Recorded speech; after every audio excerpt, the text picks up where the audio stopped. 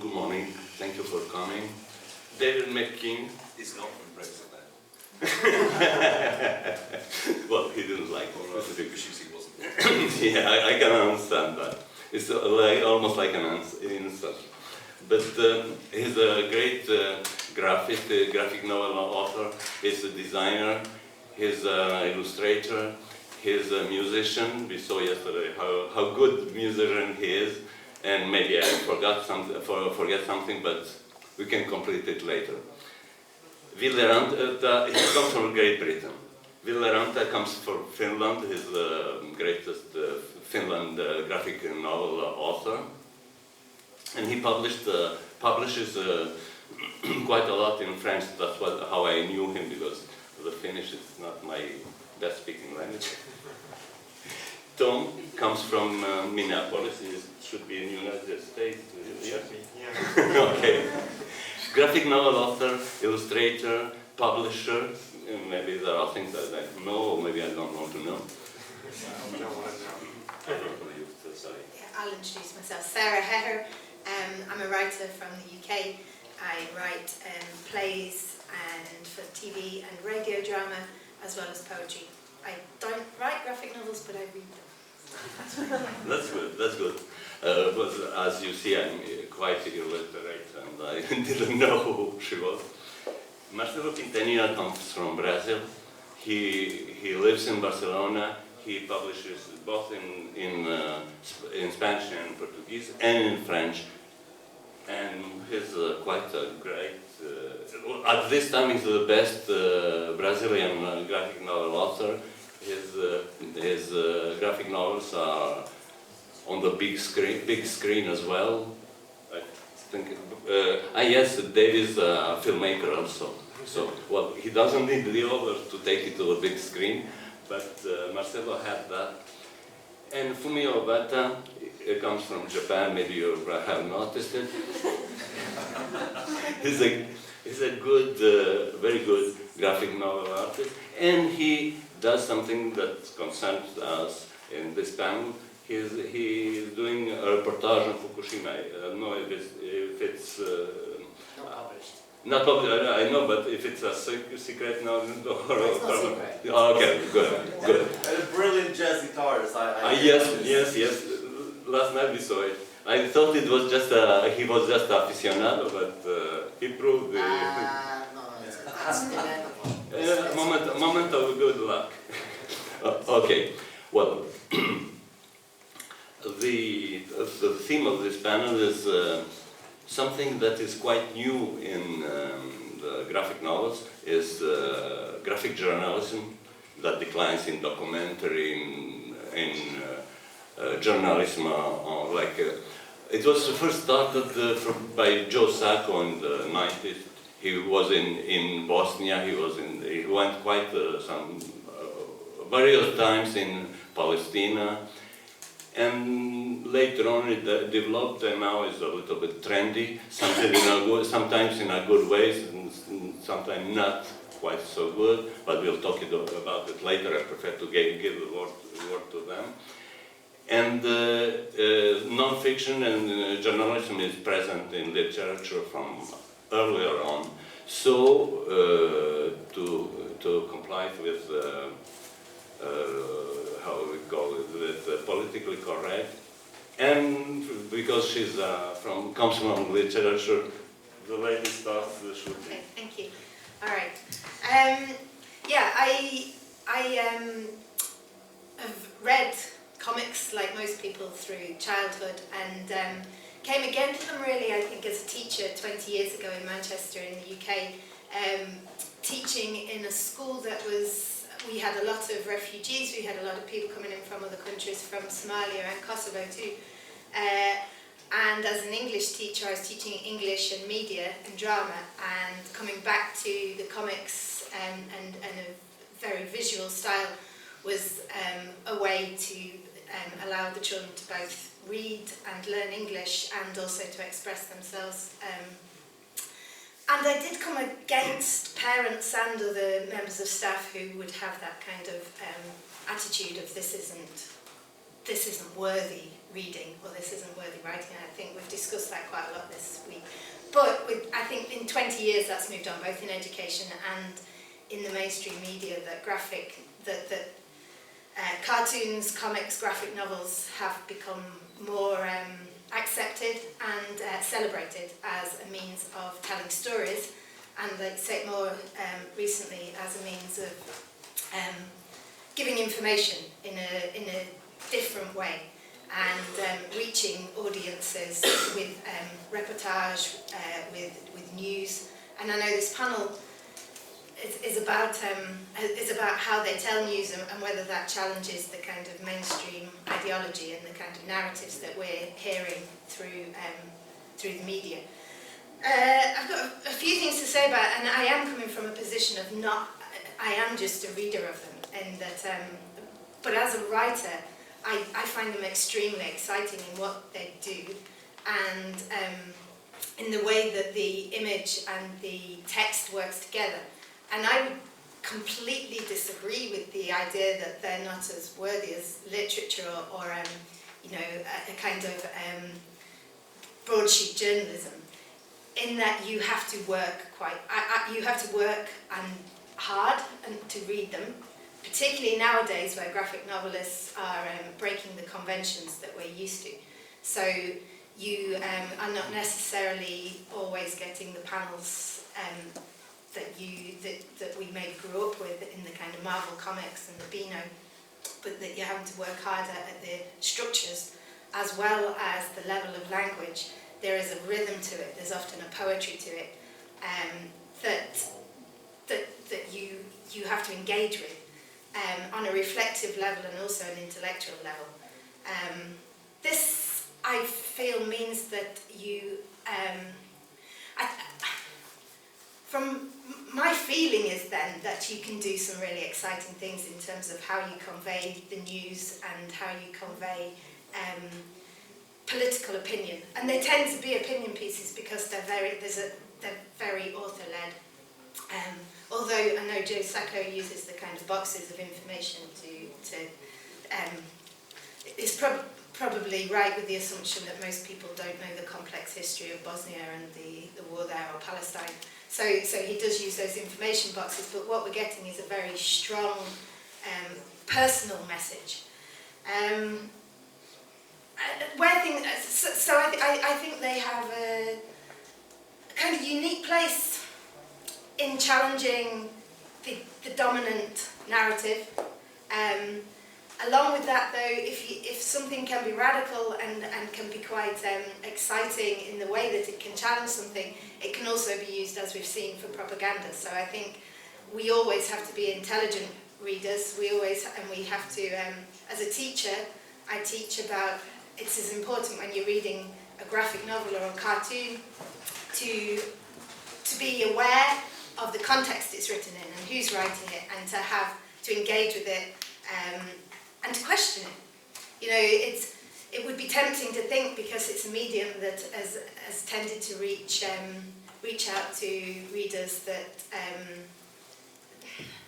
it tends, like even in The Guardian in England is a great proponent of graphic novels because it's a left-wing paper and they tend to be questioning what's going on, particularly in our society at the moment. But I think anything that's powerful can be used for any side, along with fringe theatre. So the fringe theatre, the kind of theatre I would write for, I wouldn't like to make the assumption that it's always coming from one political angle. So, but just before I finish, I reread a lot of graphic novels in the last couple of weeks when I was on this panel, and some of the new ones as well. What I did find is that when we talked about yesterday on the panel, they talked about the canon of literature. Despite the fact, I found it quite difficult to, the graphic novels that are spoken about in all the newspapers. They're the ones that you can get in the local bookshop or you can order on Amazon. It was quite hard to get a range outside that. Partly they're not always translated into different languages, partly they were only available in those countries. So I think I would hope in the future that if they're going to be a powerful medium for an alternative kind of source of news and opinion, that the industry embraces a wider range of a more diverse range of authors, cartoonists, writers, and that they're more available. Yeah, it excites me. I think the balance between the image and the word, and the way that the style is so different, and yet the experience you're getting of the visual and the intellectual and the poetic experience through the graphic novel is, I think, is quite unique, and I hope that it continues to be both radical and to enter a more mainstream where more people can read them. Well, she said a lot of things that I would have said. I would add something more, but as I'm a moderator, I will leave it for the end. I'd ask Fumio, who is working on graphic journalism presently, to give his views, opinions, what you would say to us. Yes.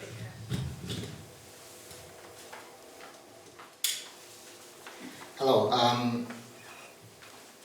Yeah. Okay.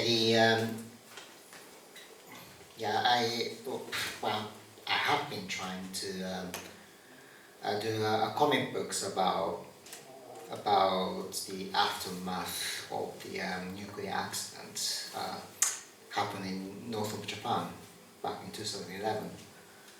And before that, I wasn't interested in getting involved in such an intense incident. Shocked the world. But I thought I should just try, just see how it happens, how it goes. And it's 8 years ago. That's what happened, and my reaction is rather belated, I think. Now I have angle to it, but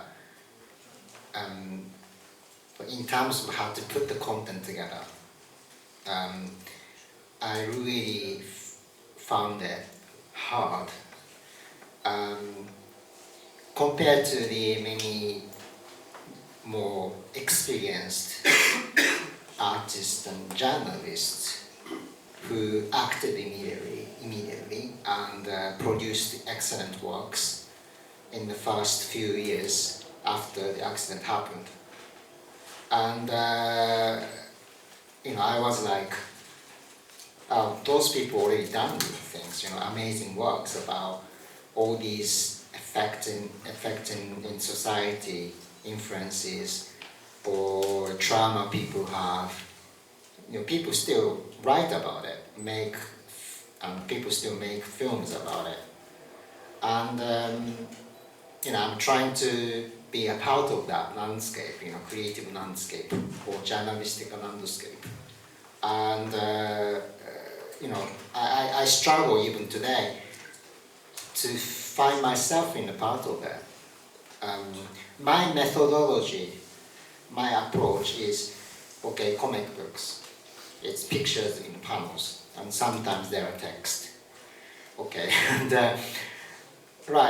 thing is, when I see photographs taken by a very renowned, famous photojournalist who went to Fukushima immediately after the accident took place, or immediately after the tsunami destroyed houses and towns and killed so many people. Those photographs, they are already out in the world. They are so powerful. It's immediate accounts of what happened. So the wounds are still raw and the blood are still bleeding. Okay, I didn't have access to all this. Okay, so now I'm trying to talk about this. What can I say? It's been done. Wow, that's the immediate reaction. But then I started going to Fukushima and formed bonds with people there or people working there. Then I gradually formed my angle, okay? But the point is that I never saw myself as a journalist. It's completely wrong if you see yourself as a journalist. So the main thing that I'm doing about Fukushima accident, I don't see it as graphic journalism. I take the journalism out because there are people who already done that. So I'm trying to do something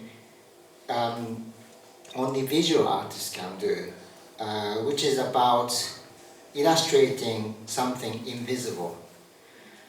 Because Paul Klee, you know, the Swiss painter, Paul Klee, famously said, artist's job is to illustrate something invisible. Okay? It's not really about copying what's been there in front of you. It's not drawing or emulating what's there. It's about trying to capture something which is not to be seen. So, okay, the radioactivity is something we cannot really capture with our senses. So that's when I started to gain my angle to it. So I'm going to illustrate the radiation. But illustrating radiation through people's fear, anxiety. Okay, that's how I did it, and that's how I'm going to do it. But I'm not going to pretend I'm a journalist, because that's when misunderstanding happens. Okay, and I get possibly swept away by the fake news, because radioactivity is still a very unknown thing for humanity. We don't know how our health gets affected by this, because radiation is in the nature. Okay. But because we cannot see it, people are still worried about it, and people are very, very paranoid about that. They're very, very tired of it. So they stop thinking, okay? And that's also that kind of development and that kind of stuff. That's how I'm going to illustrate, okay? But the point is that I stopped thinking myself just like being a journalist, just no way. Because that's when you make a mistake, I think. Well, at least that's my opinion, because I haven't received the training as a journalist, first of all. Okay. So, so this is something I don't know. I mean, I guess difference I can make as well in terms of trying to do a work on this difficult subject matter. Okay.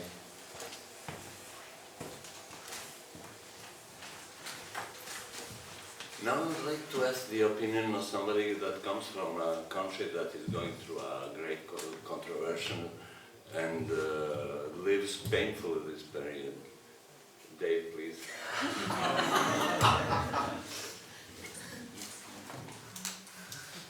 The pain, the horror. I'm not sure I have much to add to everything that's been said so far. I've done a few books that count as non-fiction. I've done a book with scientist Richard Dawkins, which was an introduction to critical thinking and science. And my last book was called Black Dog, The Dreams of Paul Nash, which is about an English artist called Paul Nash. Very important artist in England, but completely unknown outside of England. But he was a war artist in the First World War, and so the book is about his experiences in the First World War, going into the war as a dreamy, fantasist, symbolist, in love with sort of wishy-washy pictures of angels and things like that, Blake. And then in the war he became angry, a socialist, politically committed, and found an incredibly tough painting style that created, I think, the best images, most potent images, paintings in a war situation. They're still very powerful now. And there are no people in them. He's a landscape artist. So the trees become twisted limbs, and the mud becomes gangrenous flesh, and the sun reflected in the water becomes blood. But all the books I've done, and I've done some short stories about a diary piece for a Syrian refugee, a bit about T.S. Eliot writing The Wasteland. They're all basically an imaginative tack on a real subject. I think my question is always, why are the pictures there? I've seen too many comics that are basically text pieces cut up into panels, text boxes with a perfunctory image underneath them. And I really think that they're condescending and pointless. And I'd much rather just read the text piece. And the fact that they're drawings means it takes them away from the veracity of life. Again, it's a stage away from reality that I think gets in the way. So I'm very much against that sort of strain of graphic journalism that I've seen. So the tack that I've taken is very much an imaginative approach, but I make sure that I always stay on the right side of the line, on the side of reality, not of fantasy. So the fact that our imaginations work, and they interpret the world, and they see things and often misinterpret things, is real. That is real. That is the real world. That is the way our brains work. But that doesn't mean to say that those things that are being seen are real. So, for example, if you had a story about a ghost, the fact that somebody thinks that they see a ghost is fine by me. A story that depends on the existence of the ghost is not fine by me. So I always try and stay on the right side of life. Well, now we will pass the word to great powers, as we don't have any Russian or Chinese here. Please, the USA. I didn't know I would have to represent the great power of the United States of America.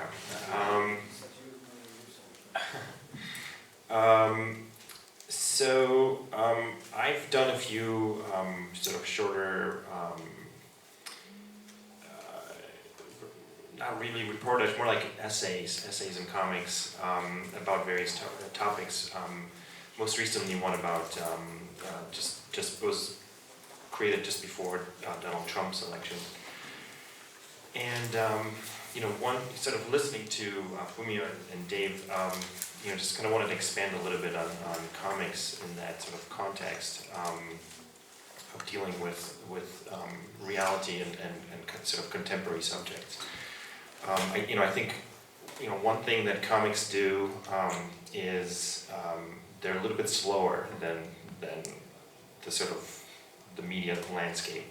It takes us a little bit of time to create this stuff, to draw them, to sort of think through what needs to be said, how it needs to be said, then sort of like the 24-hour news cycle. And I think that's a strength of comics. They act in a sort of more emotional, but also like I think slower is better. Like you process some of this information, you've had time to maybe not take the sort of the hottest take that's possible. The first reaction. It takes a little bit of time to create that something that you want to say about whatever topic that you're writing about. Let's see, I was writing some notes here.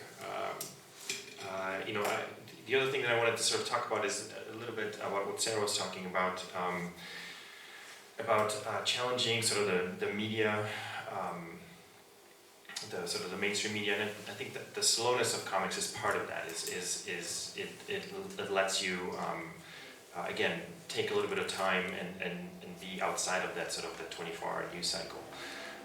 At the same time, look, I worry that like if comics also have, at least in America, they still have a little bit of a sort of if not underground charge, to kind of like a debased charge of a medium that people think is for kids, it's dumb, it's a little dumb, and that allows us to actually kind of go under the radar a little bit and create works in comics form that much of the media sort of ignores in a way, But that allows us to say things through the medium that maybe wouldn't be said anywhere else.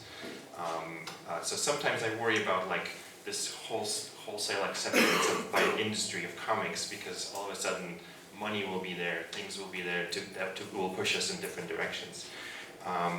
That said, I mean, it's nice to get paid too, so.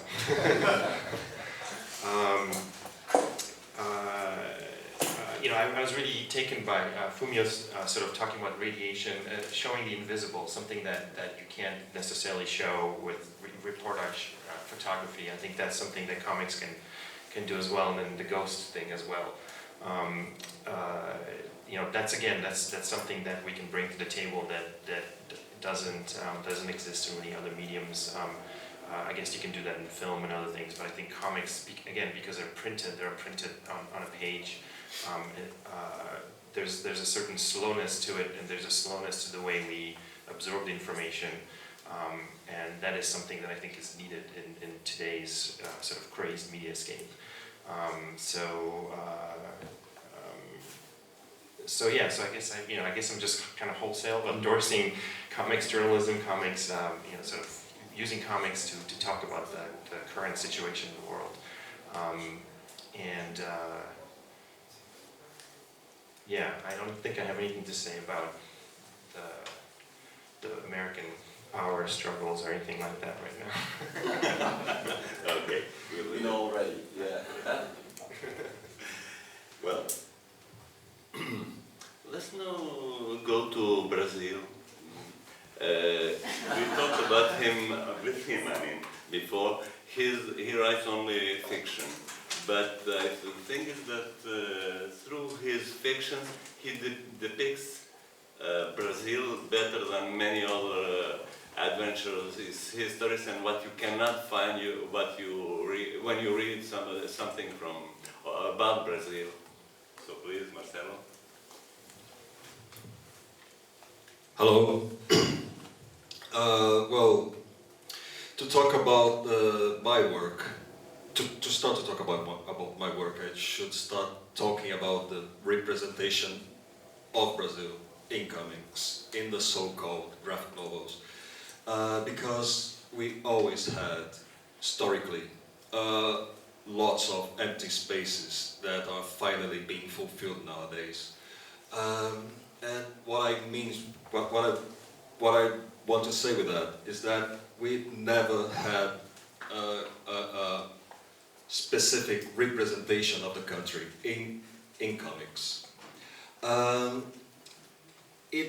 It's being created nowadays. Many authors are doing comics that are based on their lives in Brazil and their own experiences in Brazil.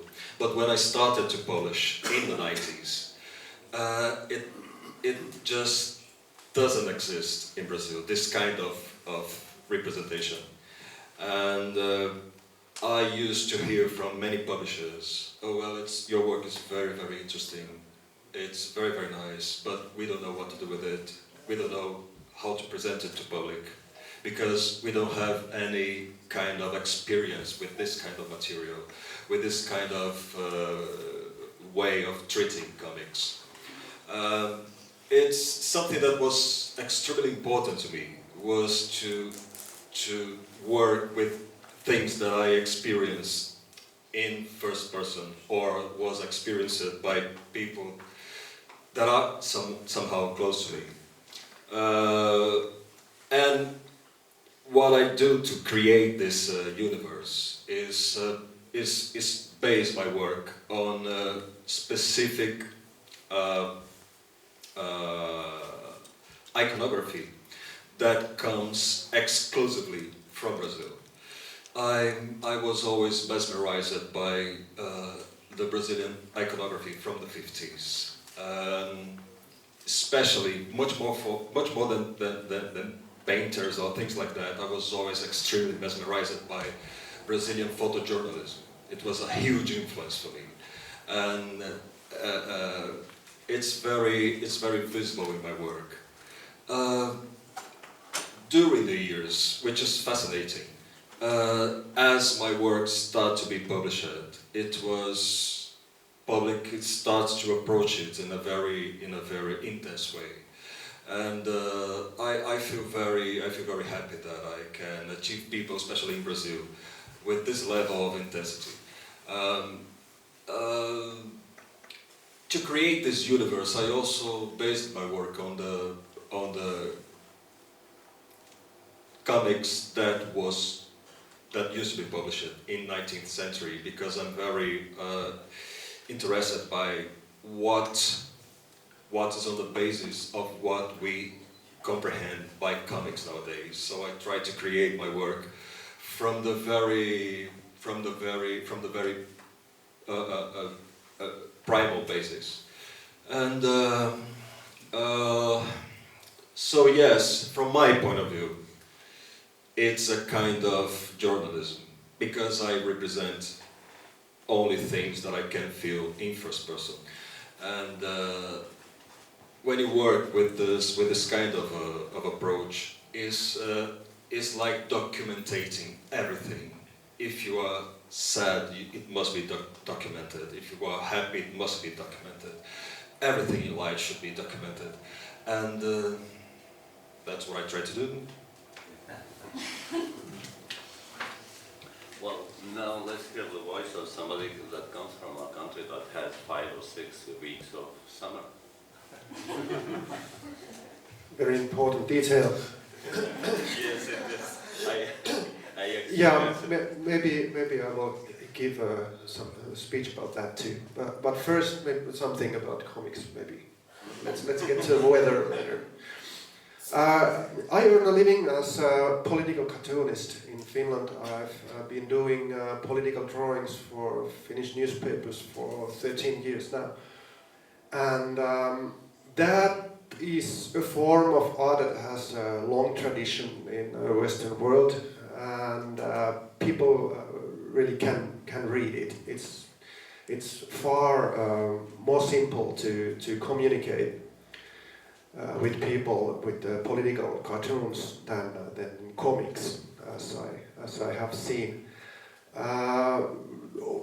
During these years, I've been very many times in the middle of very furious discussions and debates around my drawings, and I've learned that political drawings, they evoke a lot of feelings, a lot of opinions, and one of the strengths of political drawing is that it has very little text and a very little drawing in it. It's very simple in that way, but it also, as many people here have already said, it shows something that you cannot see. When you draw a politician or whoever people, ordinary people, you can like make approach to show something that hasn't been seen, and you can add imaginary things to people in power, and that actually makes political drawing very powerful. And I love this part of my job, because you always get feedback, and it's quickly published. Normally next day if you do for paper, immediately if you do it online. And comics form, actually, it's a lot more difficult and complicated than political drawing. I've done some comics journalism too, like a short article in comics form in newspapers, or comics essays. And there is always this problem with text, and I totally agree with Dave that in comics journalism, as it is often published nowadays, there's a problem with the text and the rhythm. Probably, I see it as a form of comics that has not a long tradition behind it, and it will evolve to some direction. Nowadays, most of the comic journalism, I find it very boring, unfortunately, and I encounter the same problems that everybody else when I do it. That it's all easily gets full of text and uninteresting and out of rhythm. What is more dynamic in non-fictional comics in recent past decades is autobiographical comics. With a personal approach and a personal point of view to world, you get rid of the problem with the informative text, which is the problem in comic journalism. And comics is a very powerful form to present personal aspects and personal feelings and personal point of view to things. Inner life and thoughts and feelings are easily put in comics form. And that's why I think the graphic novel has been been taking steps forward artistically because of the autobiographical stuff. American and French autobiographical graphic novels have been very crucial, in my opinion, in evolving the comics form to find new ways of expression in comics. And there I'm still interested in it, even if the autobiographical comics has been fashionable in comics in the 90s and the beginning of the 2000s, and a lot of stuff has been already published, which is uninteresting and repetitive. But I've done 2 directly autobiographical graphic novels, and then there is in graphic novel form you get all the space you need for the expression, so it works a lot better than a comic form article or comic journalism, which is a lot of information stuffed in the comic form. But there you go. Now we can probably continue the discussion about comics form and non-fiction. I just wanted to expand a little bit on the autobiographical thing. I think you nailed it there. That autobiographical comics have are a big part of the sort of the evolution of the form. And I think if we look back at Joe Sacco's work, his reportage actually comes out of his autobiographical work. It's very much him walking around. It was essentially like an autobio comic that became more of a reportage comic, and it evolved into sort of very very unique voice that his comics have. And I think that's an approach that is very valuable, and it can sort of sidestep some of the problems you mentioned, the sort of the kind of boring info dump comics that sometimes happen. I just wanted to add a little detail here. So, well, to resume this first tour of pronunciation, but before I would like to add one thing.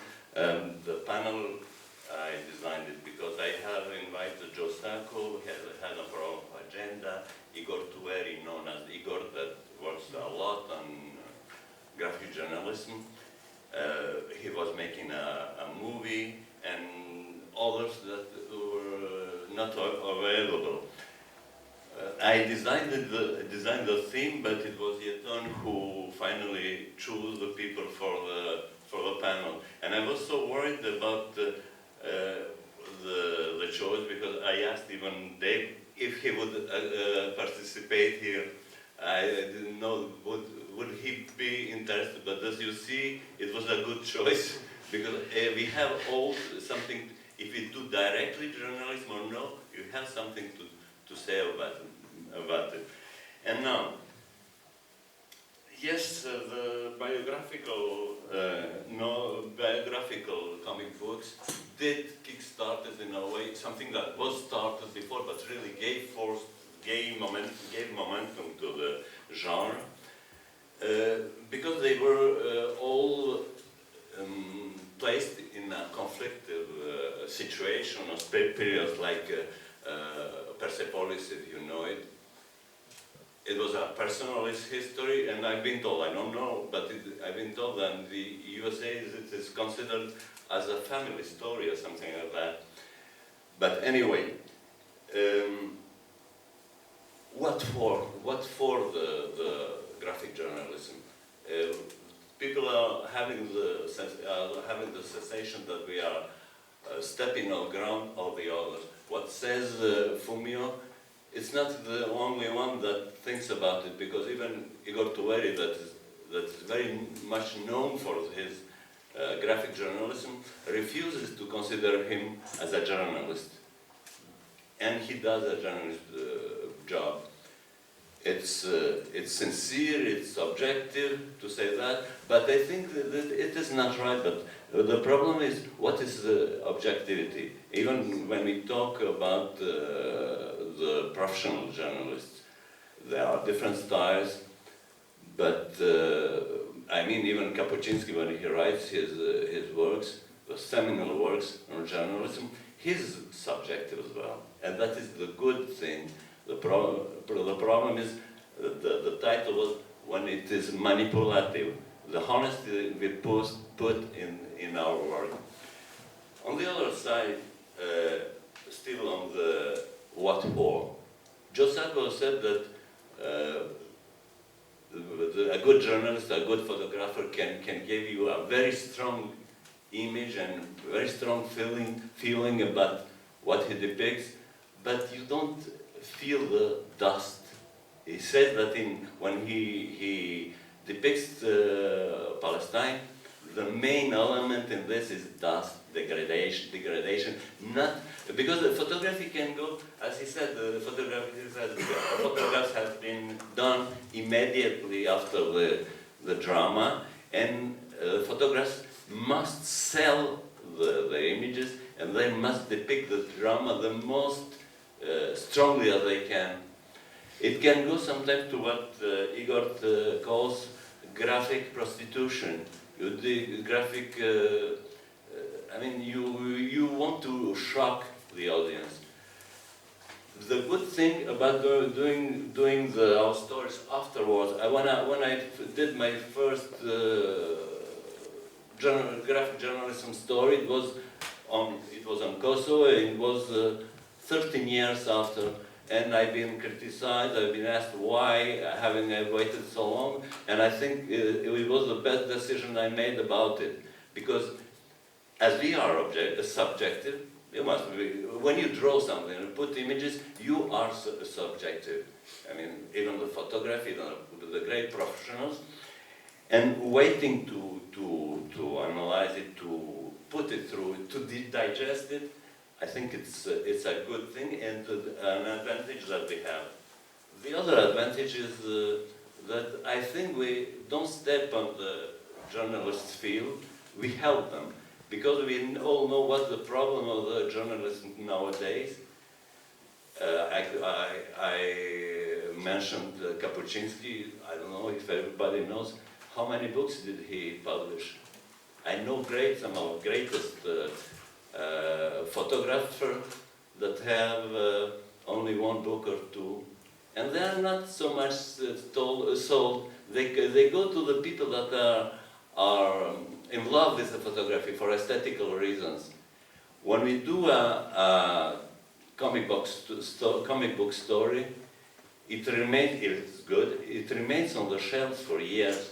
You can, I mean, even graphic cartoons, they are stronger than comic books because you speak immediately with one image that is more stronger than a whole book.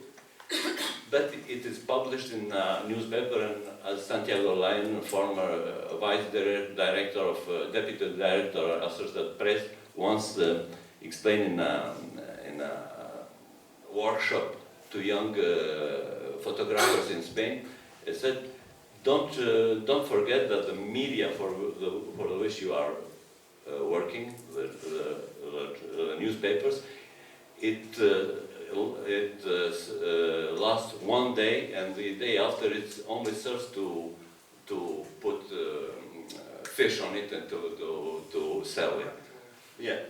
So the book remains on the shelf. We are not obliged to attack the public immediately. If when I wrote La Demi-Image, Kosovo was not anymore news.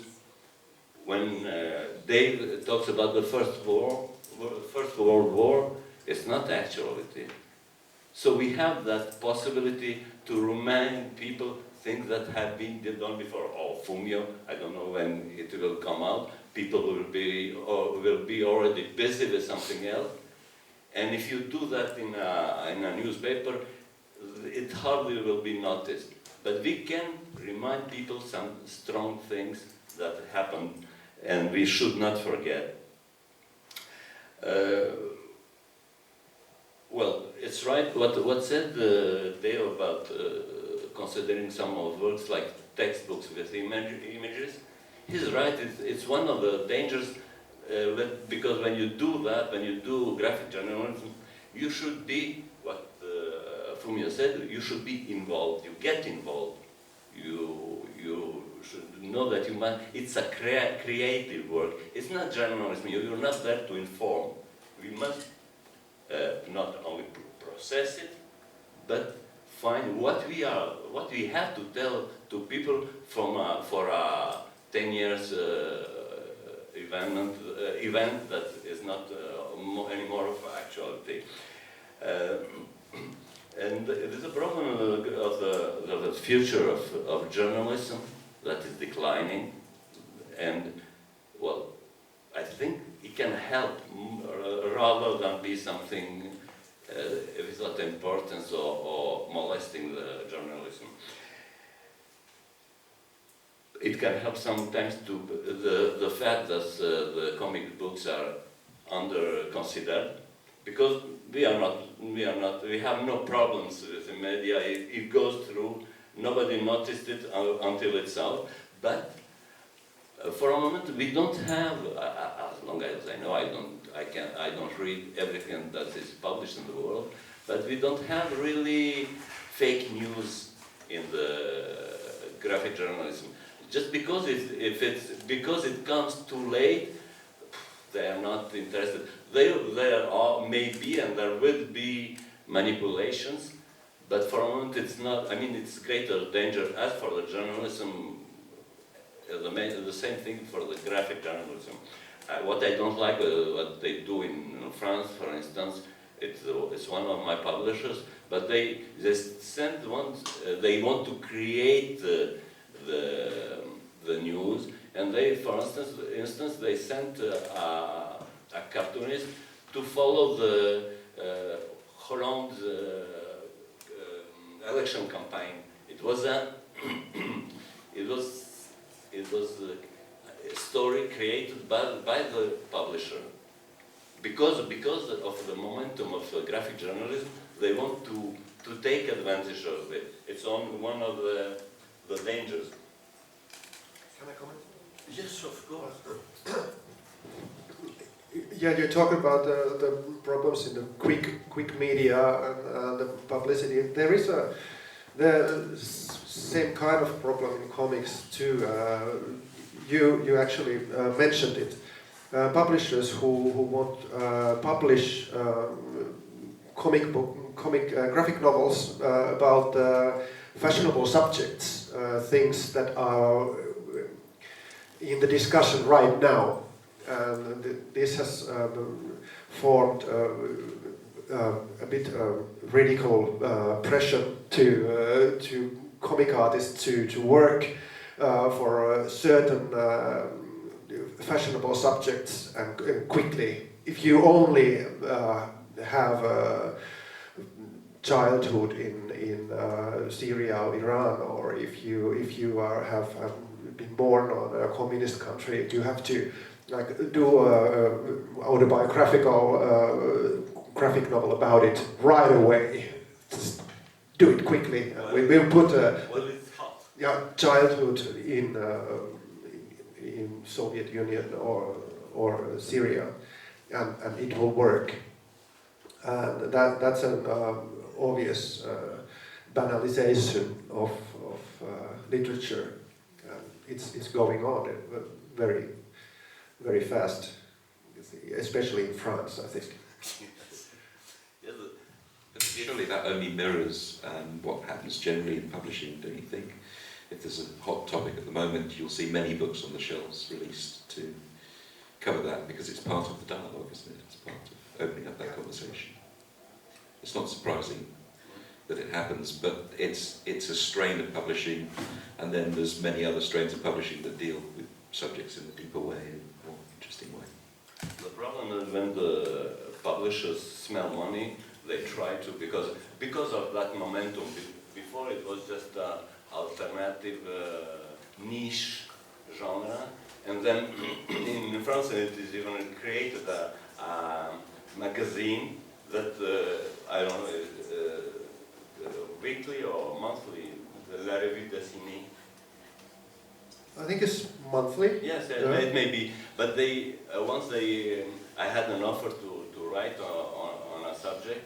It was but the far right that it was all the number of all the issue was about the far right, and hopefully, luckily, I didn't accept it, and I would be now sorry to accept it, because at the moment when they commented that, there was no far right in Spain, and all my work was to explain why there's no far right in Spain. And now you see, I would look like a stupid now.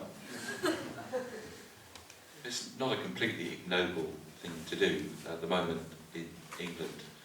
I live in a country where half the population haven't got a clue what's going on and don't recognise the other half of the population. Any books that can shine light on that at the moment are very welcome. Anybody with a coherent view of what the hell just happened is fun. Sorry. What's interesting there is if graphic journalism or graphic novels can do that, can shine a light on what the other half are thinking, how do you get the other half to read that? How do we communicate still? Because I still think that people tend to read what they, what. But this would bring the danger to go to the manipulation. When you defend one point of view in the hot moment, that will be manipulative. Yeah, so I suppose I'm talking about, is there a place where there can be more of a dialogue, a meaningful dialogue, using all the things that are powerful about graphic novels and graphic journalism, where you actually reach beyond the audience that would naturally read them?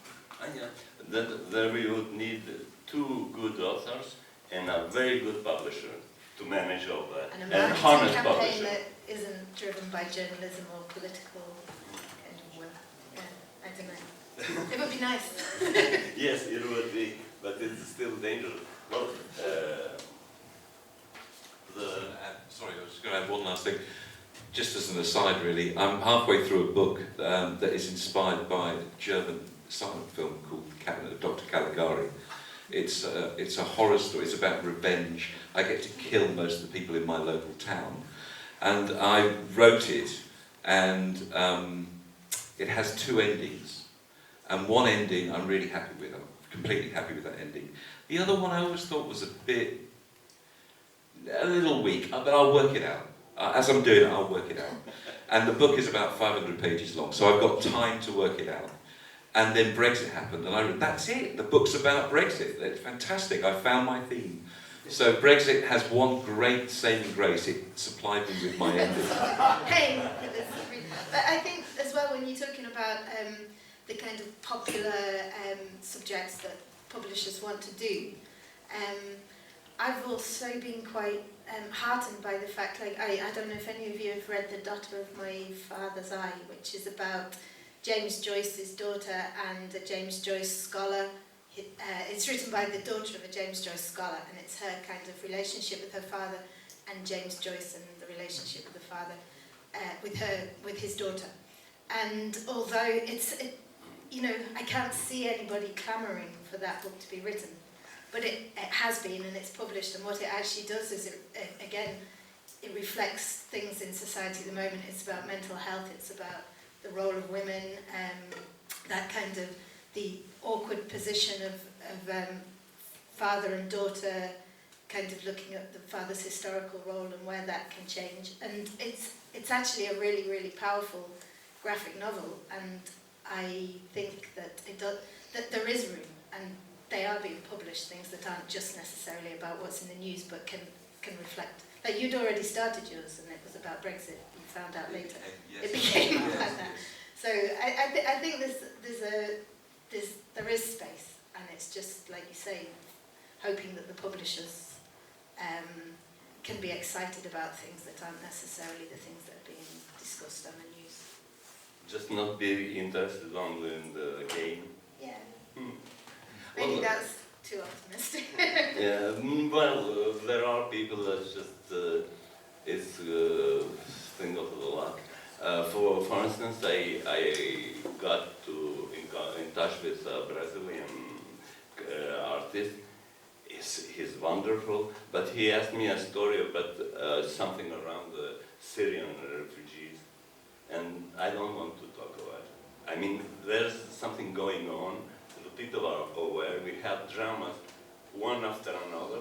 I think the readers, if they want to know it, they know it. I think you should do things when people are not talking about it. I mean, your case is different. If you talk to the British population, it can help if you do in a good way, but to talk about a drama that is going on, to get awareness of the Occidental public, it would be just like the prostitution of that thought they got about. I'm very sensitive to that. Anybody want to add anything? Fumio, please. Okay, you mentioned about the graphic prostitution.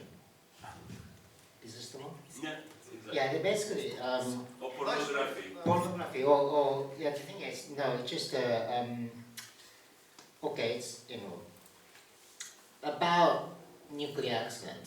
We are all traumatized because of Chernobyl. So we all have images of Chernobyl, right? Deserted towns, like those abandoned toys, right? All these images. And when I started doing, research on Fukushima, I immediately felt pressure from the public to see similar images from Fukushima. They are imagining Fukushima must be the same as Chernobyl, and it's going to be the same. Time clock, clock is stopped there, and there will be, nature taking over towns, right? All these things. And but if you go there, right? I mean, it's actually it's very surprisingly accessible, and you start thinking, you start seeing other things. It's quite normal actually. There's a lot of parts of it, and I've never been to Chernobyl, okay, but I can talk about what's currently going on there around the exclusion zone. But what I want to say is that when tragedy happens, public expect very violent images. They want to see violence or scene of destruction, actually, because I've been to other sites where struck by the flooding, earthquakes in Japan, and photographs that came out from these events always focused on destruction. They don't really focus on people doing everyday lives, But I just realized that when there's a huge, like a destruction happens, like a war as well, public actually outside of that area, they want to see these things just to thrill themselves, you know, it's like it's science fiction for them, these things. And they want to sort of feel the thrill of it from the safety places, you know. And that's why we actually do. I mean, when we watch a disaster movie, we want to get the sense of thrillism, you know, the thrill of it. And when this happens for the real, you get very fascinated by this, and you want to see the same thing as you see in the disaster films. And that's what I see in the Fukushima thing. And even the tabloid newspapers in Britain, they still do the photographs of Fukushima exclusion zone, and here we go, looks like Chernobyl, wow. You know, it's like that really. But if you go there, I mean, people returning and there's a bulldozers and trying to, thing is, it's not like, Japan is not like Ukraine or Belarus. We don't have lands to basically transport huge population out of that. So that's a controversial things that's happening. But this is a different topic. What I'm just saying is there's always pressure from the public, and also the media want to sell. You know, they won't sell newspaper. They won't sell their news. Okay, so they go along with what public wants to see. And public right now, public who are in safe areas, you know, like comfortable developed countries, right?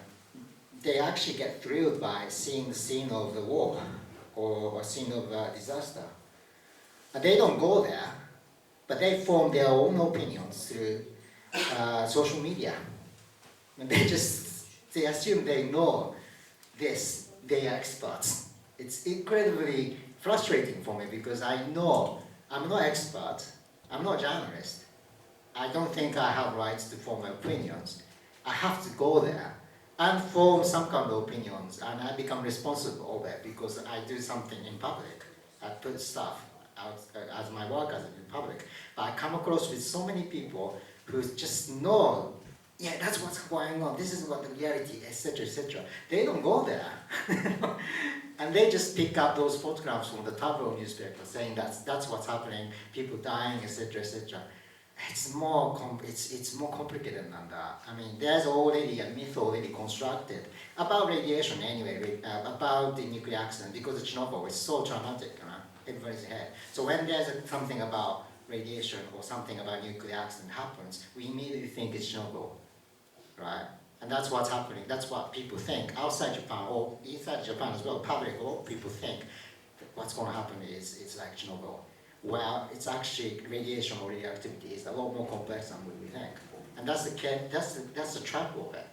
You know, the media or the media trying to sell the paper or newspaper, they go along with the myth. But we should question those myths as well, because that's a manipulation of our information.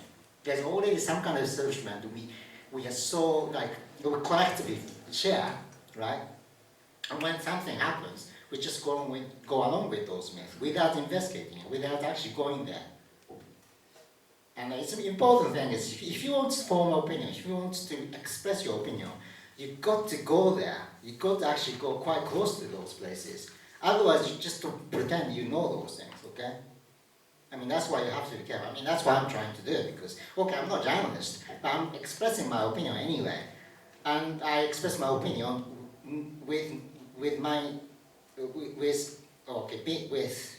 basically being aware of my limits as well, okay?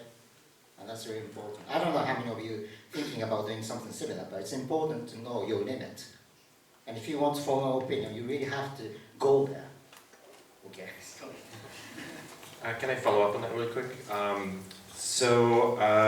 think you're right. I mean, I think the public a lot of times doesn't know forms their opinion based on some manipulative news sources, and I think this is where comics can really come in as an interesting sort of tool to combat this. I think partly because comics are sort of visual and narrative medium. I think they have a certain built-in ability to question images, to undermine images.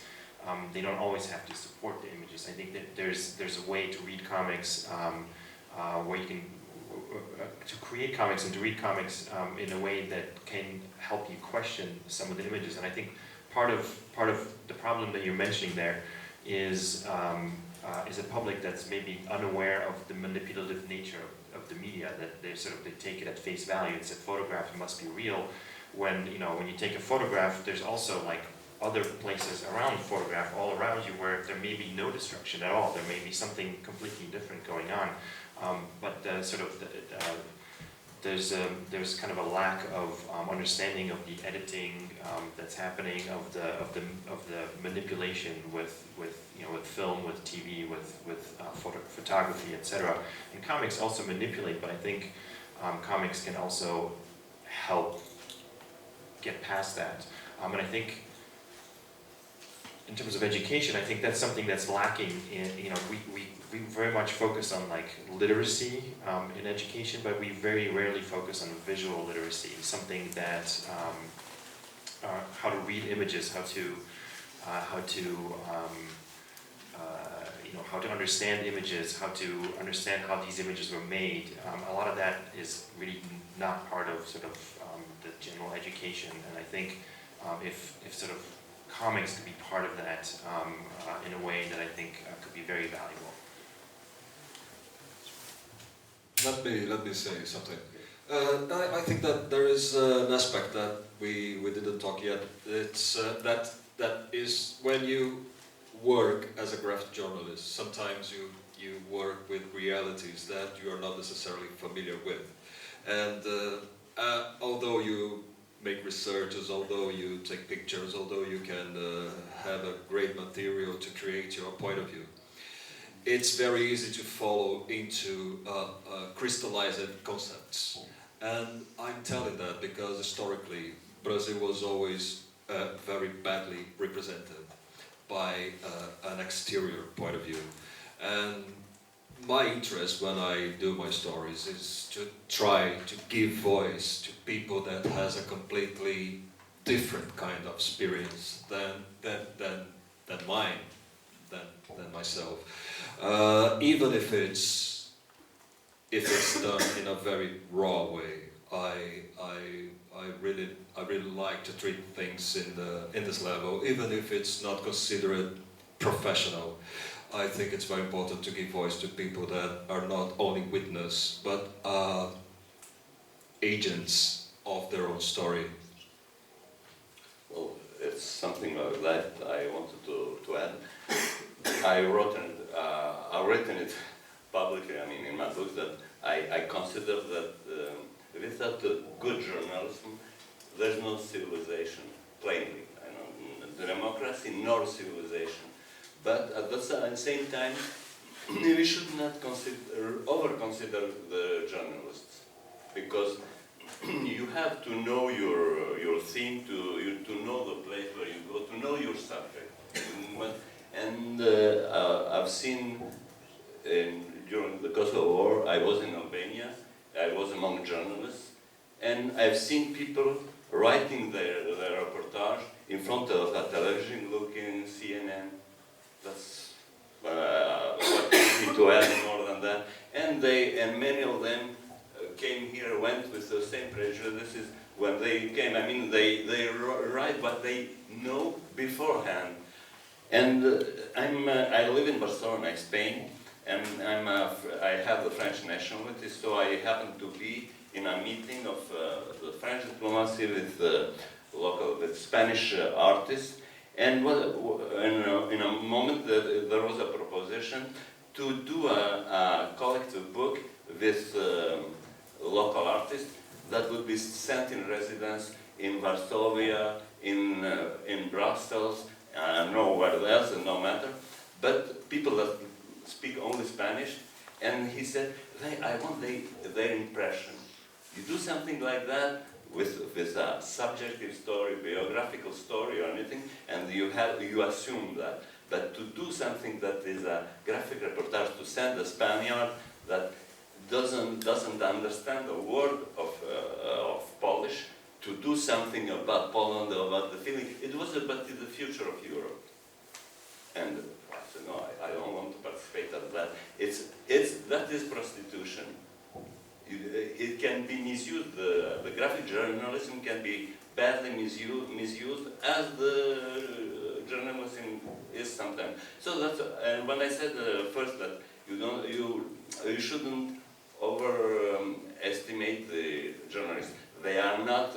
They can be professionals in a way of working, but the most important thing in this is the honesty, and that means not talking about a subject you don't know well, or you cannot understand rightly. Can I just say something? Yes, of course. I think this is a discussion we're having in the theatre and TV as writers, particularly in the UK at the moment. There's a discussion about who has a right to tell a story. There was a big controversy about, there was a children's TV programme about Southeast Asian family living in Manchester, and it was a non-Southeast Asian person was the lead writer on it, and there was a lot of that kind of caused a lot of discussion about who has the right. But the problem there as well is if you only write about what you know and where you come from, then it's, if the people who have got the power and the agency to write aren't representing everybody, then who tells the stories of the other people? So maybe it's a case of you have the right to tell that story, but like you were saying, you have to have a responsibility to research it and find out about it. I mean, it's very obvious in the world of graphic novels that it's a very male world still at the moment. I know there are female graphic novelists and that's growing. But as I read them, actually, you know, they're wonderful, and I'm taken away, and I completely and I can understand the viewpoints, and I enjoy reading stories with men as the main characters. But they're very dominated by male characters too at the moment still.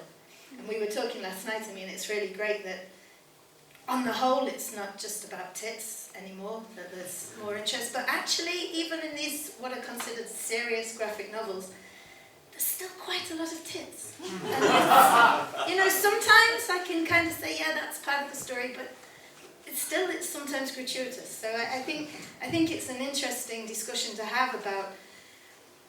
I think people can. I think playwrights. I think TV writers. I think graphic novelists. I think anyone who's creative or an artist can tell stories that aren't necessarily ones they own. But I think there is a responsibility to do that with an open mind and a knowledge of research and all that comes with it. Exactly. Sorry, Well, can I just did quickly? do no harm. Sorry. Yes. I'm just going to, because I'm accumulating things to say. They keep on coming up. Just very quickly, on your point about female graphic novelists and male, I was just on a jury in Lausanne, and all 4 winners were women. And we didn't know, and we had no idea, we just had the work to look at. Yeah. We didn't know who did them. And just so happened that all 4 winners, and I remember meeting Scott McLeod in San Diego, must be about 10 years ago, and he was saying he's convinced that in 10, 15 years' time, the vast majority of readers and graphic novelists will be women, and I think he'll be pretty close to that. Secondly, you said, you were talking about the conversation at the moment about the right to tell certain stories. I've just been through exactly that. I did a book with American author Jack Gantos. It was, we always knew it was going to be controversial. We did it for Amnesty International. But Jack's a white bloke living in America. I'm a white bloke living in England. And it was about it was about a young boy who was being groomed to be a suicide bomber. That's what it was. And so with great trepidation, I did the book. I got certain things in the book changed because I couldn't live with them. I sent the book to some friends, one of whom was a Muslim writer, one was a Jewish writer expert in Middle East studies, and a couple of others who worked a lot in that area, so I could talk to them about it, and they raised all kinds of interesting matters about the text. I got them changed, and I felt dealt with it pretty well. And then the book was announced really badly by the publisher, and there was a huge Twitter storm conflagration, and the book, in my mind, became tainted, and then Amnesty International pulled out, so as far as I'm concerned, it's not the book I did anymore. And then I'm very much against censorship, but I'm very much in favour of personal responsibility. So the argument that really got under my skin in a negative way was the fact that everybody who was determined to make sure the book was banned had not read the book. And I think really I mean, it's hard for me to really think of an example where that puts you on the right side of the argument, honestly. But the argument that I felt was really interesting, and the one that I ended up listening to at the end, was this argument that if you have a minority and they're constantly being misrepresented in fiction and the press, they really need to have some control over their own story, at least until there's a bedrock of narrative there that outsiders can start to contribute to. And I thought that was a really common sense, strong argument. So I lobbied for the book to be, well, paused at the very least, but I just wanted us to take a breath and say, does the world really need this book? You know?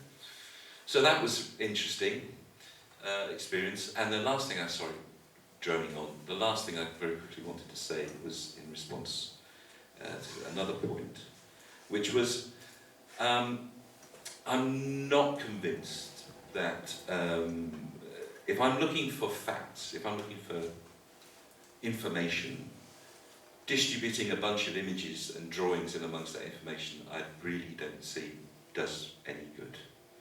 I'm happy to take the information. I want photographic evidence, I want film evidence of these things. That's what's powerful for me. What is it that comics really do that is unique? And it strikes me, anyway, that it's a uniquely personal experience. It's a one-to-one experience. It's like a book, but it's even more personal than a book, because a drawing is very personal. A drawing goes in like music goes in. It goes directly in. You turn the page and you're hit by an image in a way that text doesn't do that. You can read the text and you have to interpret the text, and then you can start to create that image in your mind. But already time has passed. There isn't that immediacy that you get with music. If music happens and you suddenly, a chord changes, and suddenly you go, wow, I didn't expect that. That's really beautiful, or really jarring. And you get that in a comic. And that direct conversation that I, as a writer, drawer, illustrator, can have with my audience is an empathic one. And so, in a world where many people make their decisions through their feelings rather than through their logic, which I would not support, but that is the fact of it. We are feeling creatures, and we tend to go by gut reactions to things. I think this medium that can speak so strongly to our gut, to our feelings, is incredibly powerful for that. So I'm looking for stories that increase the empathy between the subject and the reader more than anything. I think Mouse succeeded so well as a story. Nobody's mentioned Mouse so far. Because, you know, if I want the information, I will go to Shadows and Fog, or one of the great films that have been made about the Holocaust. But if I want that empathic feeling of going into a person's life and their imagination, how it affects them personally, and how that touches me personally, then Mouse succeeds for that. Yeah, I totally agree that the personal aspect in comics is one of the most powerful details in the form that is always there, and all the graphic novelists and comic artists should acknowledge it, that the personal approach is in the center of the form even.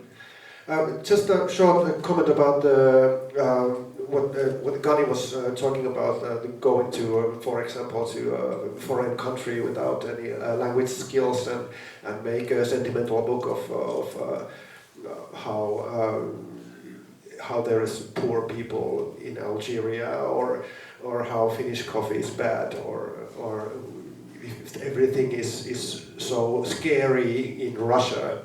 You see a lot of comics and autobiographical or reportage comics that are very embarrassing to read because of this.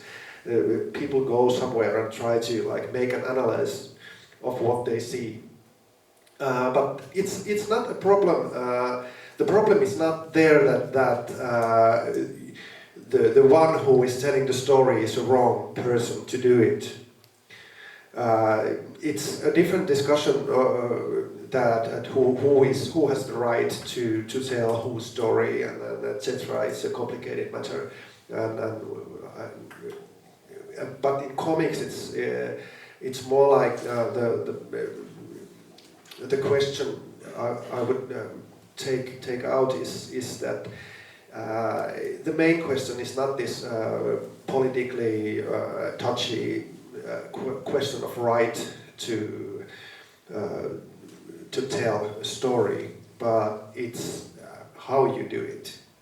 I think you can make a genius graphic novel by going to a place you don't know anything about, and you don't have any information about local people's lives or anything, but then you have a chance still to do an excellent job by doing it right, like finding your personal approach and contemplating yourself and your own limits and your own ignorances and things like that.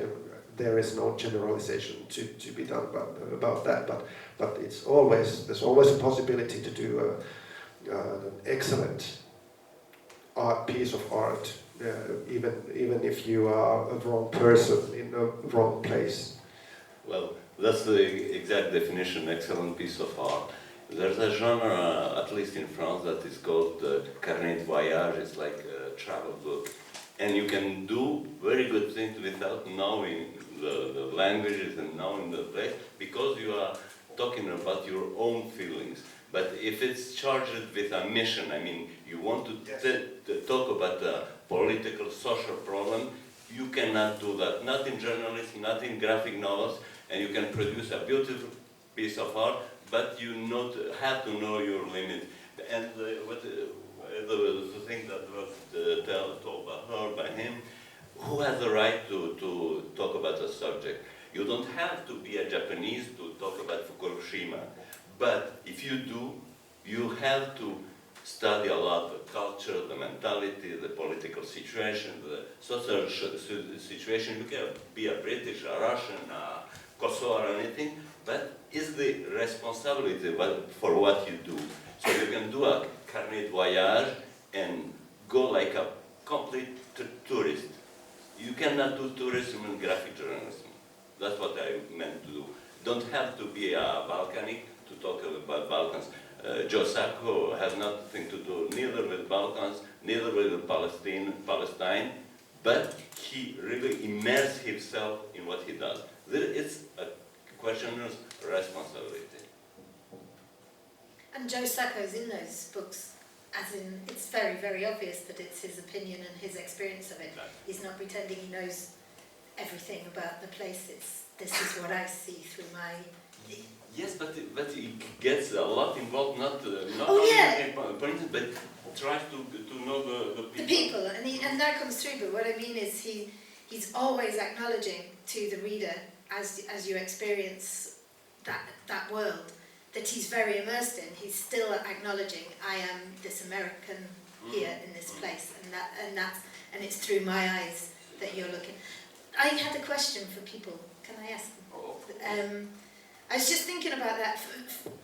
There seems to be a thing within graphic novels where you purposefully put some distance for example, in like mouse, it's a mouse, so there's that kind of thing of that. It's a mouse there, it's not a human, so this is my way of telling this story. And it was about colour, really, that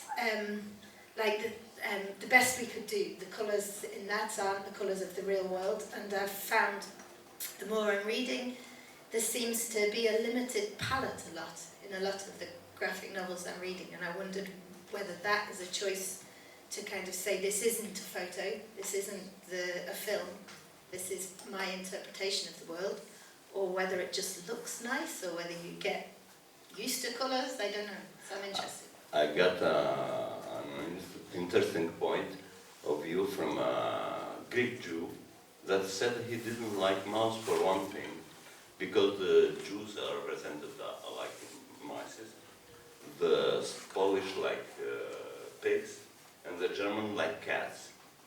He said that it found it too simplified and almost to represent it like something natural, because pigs behave like pigs, and the mice, the cats chase mice. So it can be understood as something normal. The reality is more horrible than that, because it's not a natural way. They are all the same. They act in different ways. It was like just for him. I'm just expressing his opinion, because he did a parody on that. About he had to retirate, to take away his word, but he said that it was a way of telling it he didn't agree with that as a Jew.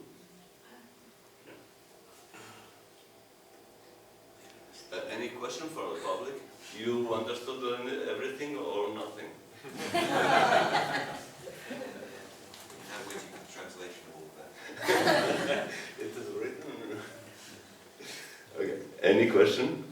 No, like just a simple comment, because I would leave this journalism out, because this is what distinguishes, for example, Satrapi and Seko, because Seko is not like embedded in the story, while Satrapi basically illustrates, visualizes her experience in Tehran.